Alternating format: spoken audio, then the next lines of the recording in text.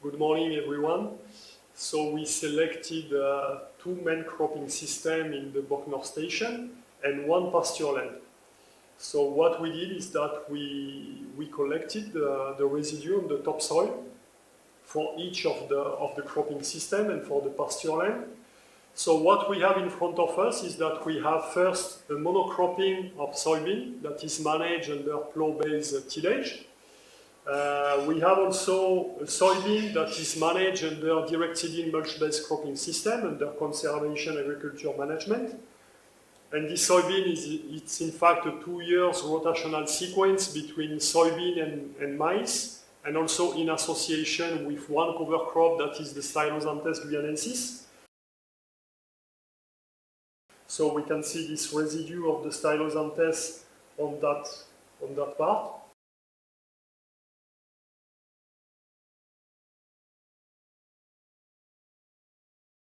And the last one, we use a pasture land that we use as a reference. So it's a pasture land of Brachyaria mulato.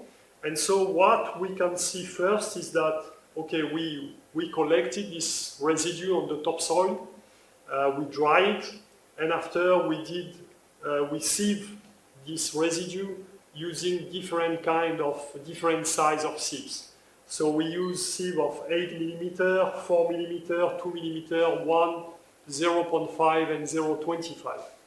So the first observation is that obviously, it's two contrasted cropping system and one pasture land. So the quantity and the quality of the biomass of the residue that we have on the topsoil is totally different from one system to another one. So we can observe that under a soybean monocropping managed under plough-based tillage, we have less than 2 tons of dry matter on the topsoil. When we compare with the CA cropping system, we are close to 9 tons of dry matter on the topsoil, so it's already a very big difference that we have. And finally, on the reference, on the pasture land, we are close to 12 tons of dry matter per hectare on the topsoil. We have also to keep in mind that it's a plough-based management, it's a no-till management, it's a DMC management, so we have no soil disturbance except the use of the planting machine, of the no-till planter with a sowing disc and cutting disc, so it's the only disturbance that we have on the topsoil. So what we can observe first on the first class of residue is that the quantity of residue that remains, the larger residue that we have and that remains on the topsoil, it's a very small quantity under the plough-based tillage when compared with the DMC or when compared with the pasture land. After, when we look the process of fragmentation, because what will be the process of decomposition is that this larger residue will be progressively fragmented by the soil biota and mainly by the macrofauna.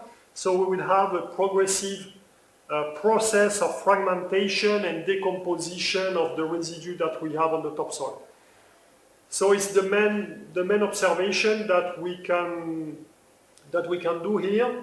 And what has been done after that is that we collected also the topsoil aggregate. We selected macro aggregate higher than 19 mm for the 0 to 10 centimeter. And we did, after that, we bring the macro aggregate on the lab, and we exactly follow the same process using exactly the same size of sieve.